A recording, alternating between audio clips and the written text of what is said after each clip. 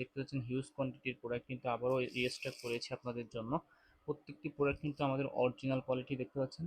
আমাদের প্রোডাক্ট কোয়ালিটিটা কিন্তু আপনার আমরা আজ কোনো রকমভাবে ছাড় দেই না। অনেকে আছে কম দামে আপনারা প্রোডাক্ট নেন কিন্তু অরিজিনাল প্রোডাক্টটা পান না, কিন্তু আমাদের প্রোডাক্ট কোয়ালিটিটা দেখতে পাচ্ছেন কত সুন্দর।